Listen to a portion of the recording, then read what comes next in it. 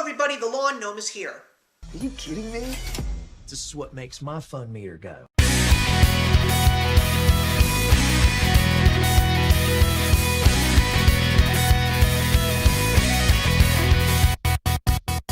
Welcome to another week of television here on my channel, where we will be doing a TV sweeps week. So, in case you are new to my channel, welcome, it's a pleasure to have you. And for all of you returning, this is also a little bit of a somber week because of the fact that this is going to be the last time that I actually talk about television in this format before my platform and content changes in 2021. So I really want to make this count. So of course, we're going to be doing summer sweeps, which is basically me talking about the shows on various networks and platforms that started up long after the 2019-2020 season began, but of course concluded before the new television season. So we're going to start off with some premium channels, and we're going to be looking at two shows in particular. One is actually an ongoing series, and one is a 6-part miniseries, and that's what we're going to discuss first. So, a little bit of an interesting thing about me.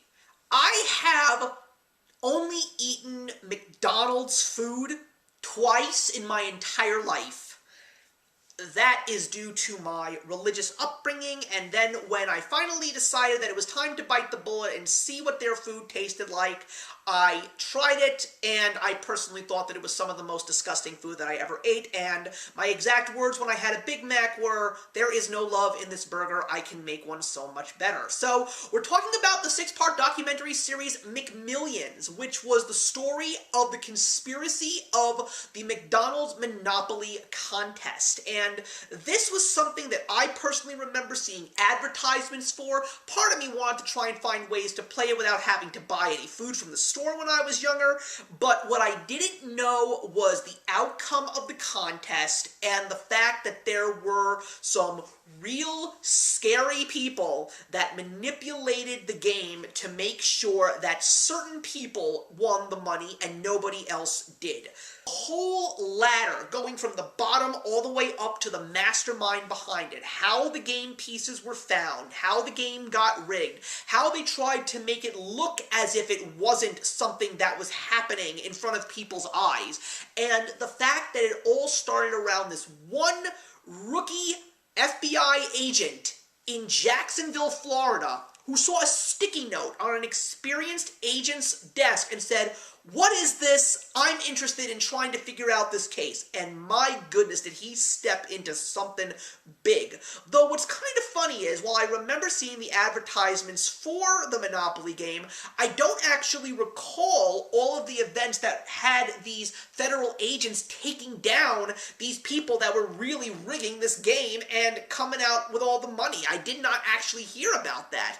But watching this 6-part documentary, I gotta tell you guys, this is definitely worth the watch. I highly recommend that you see it. I wouldn't be surprised if this miniseries actually gets nominated for a few Emmys.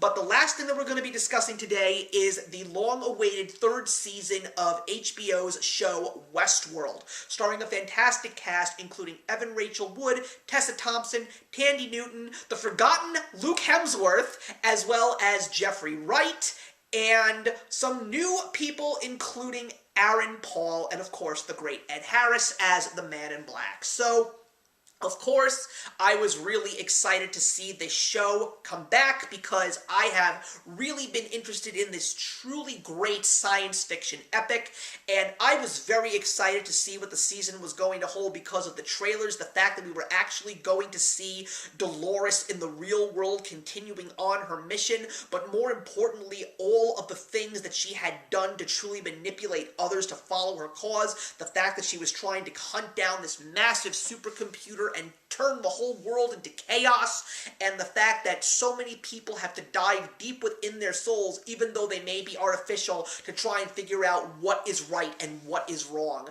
This is, once again, a very slow burn, but that's completely fine because that's sometimes what makes great science fiction, and this show, once again, like the first 2 seasons, you really cannot just watch it one time and say that I love it.